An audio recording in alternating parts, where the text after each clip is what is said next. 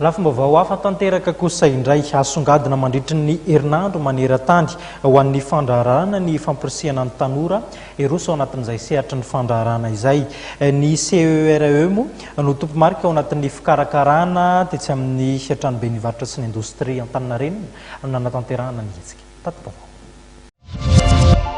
Na dia tsy mbola betsaka aza dia efa mahasarika ireo tanora sasany ny miditra eo amin'ny sehatry ny fandraharana. Mbola maro anefa ireo olana misakana tsy ahafahan'ny tanora miditra eo amin'ity sehatra ity, na eo amin'ny lafiny ara-tsosialy na ara-ekônomika na ny tontolon'ny politika misy eto amintsika. Manentana ireo tanora hiditra eo amin'ny sehatry ny fandraharana ny CERE na ny club entrepreneur étudiant du rendez-vous des entrepreneurs izay mandray anjara mavitrika eny amin'ny village ny francophonie.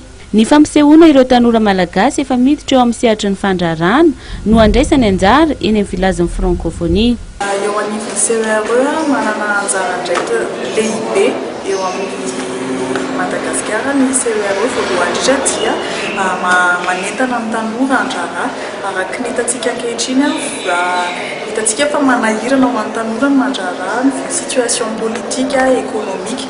Ny CERE dia tsy financer ny projet fa manampy tosika ny tanora manana le toe-tsaina amin'ny fandraharana. Raha manana projet moa izy dia ataony en contact miaraka amin'ny partenaire anay izay afaka mifinancer manome conseil an'ireo tanora ireo.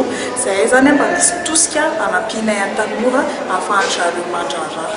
Nankalaza ny herinandro maneran-tany ho an'ny fandraharana ny CERE. Nisy ny hetsiky ny tanora mpandraharana ny salon de jeune entrepreneuriat izay niditra tamin'ny andian'ny fahadimy tamin'ity taona ity, nanomboka ny 14 ka hatramin'ny 20 volana novambra 2024 izay natao tetsy amin'ny trano be nivarotra sy ny indostria Antaninarenina.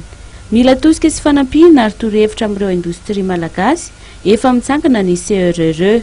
Amin'ity fandraisany Madagasikara ny fihaonana tampony ny firenena miteny ampanina manontolo ny teny frantsay andiany fa 12 ity. Ity taona ity dia parenen'ny fivitama ity salon ity.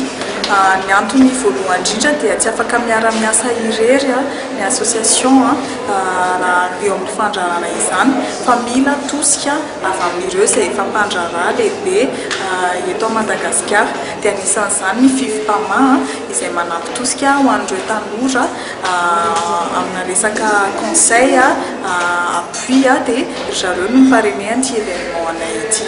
Dia andray anjara fampiratiana eny amin'ny village francophonie Andotapenaka araka izany ny CERE.